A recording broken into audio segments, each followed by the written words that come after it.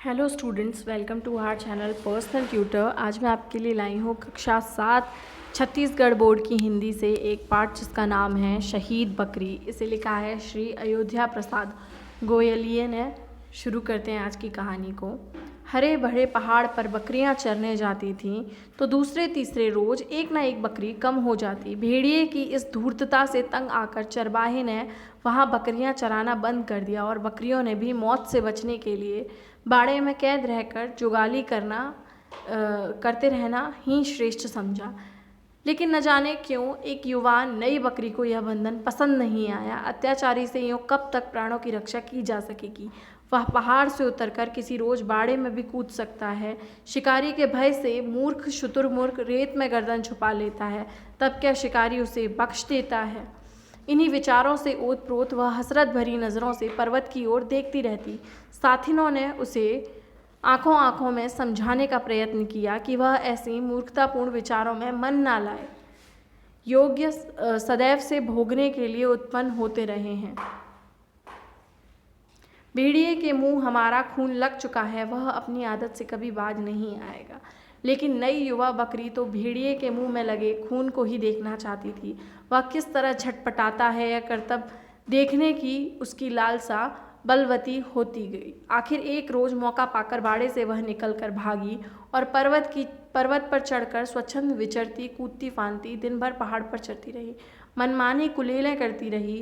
भेड़िए को देखने की उसे उत्सुकता भी बनी रही, परंतु उसके दर्शन न हुए। छुटपुटा होने पर लाचार जब वह नीचे उतरने को बाध्य हुई तो रास्ते में दबे पांव भेड़िया आता हुआ दिखाई दिया।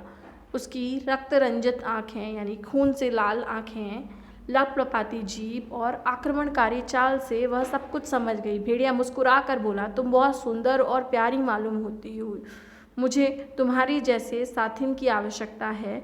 मैं कई रोज से अकेलापन महसूस कर रहा था। आओ तनिक साथ साथ पर्वतराज की सैर करें।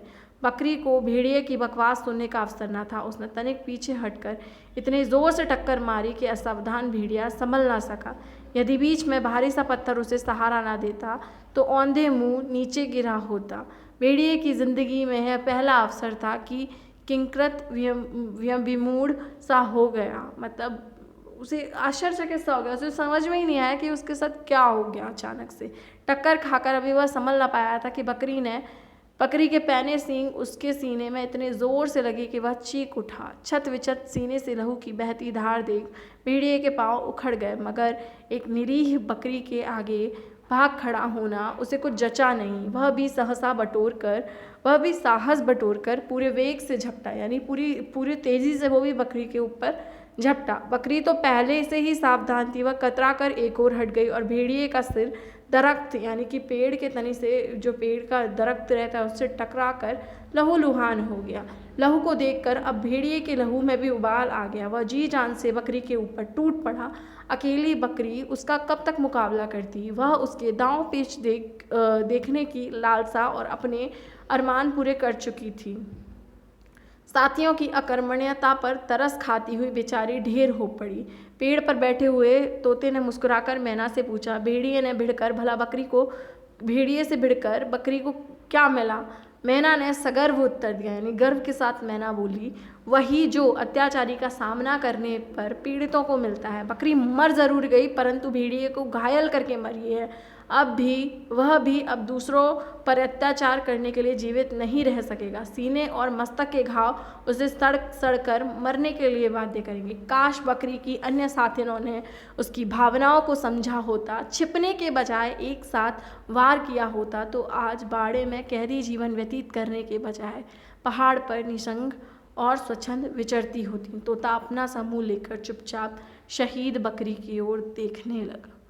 तो ये कहानी थी, इसका नाम था शहीद बकरी। इस कहानी से हमें यही शिक्षा मिलती है कि हमें कभी भी समझौता नहीं करना चाहिए, हमें कभी किसी से डरना नहीं चाहिए। अगर कोई हमसे ज़्यादा ताकतवर है और वो हमें परेशान करता है तो हमें उससे डरना नहीं चाहिए, बल्कि उसका मुकाबला करना चाहिए, उससे लड़ना चाहिए अपने हक के लिए, है ना। यहाँ पे जो भेड़िया था उसकी वजह से जो उसकी बकरियाँ थी उन्हें बाड़े में रहना पड़ रहा था, कैदियों का सा जीवन जीना पड़ रहा था। तो यहाँ हमें यही शिक्षा मिलती है कि हमें हमें हमारे हक़ के लिए हमेशा क्या करना चाहिए, मुकाबला करना चाहिए, डरना नहीं चाहिए हमें किसी से। अगर आपको ये कहानी पसंद आई हो तो वीडियो को लाइक कीजिए, साथ ही साथ चैनल को सब्सक्राइब कीजिए। Thank you.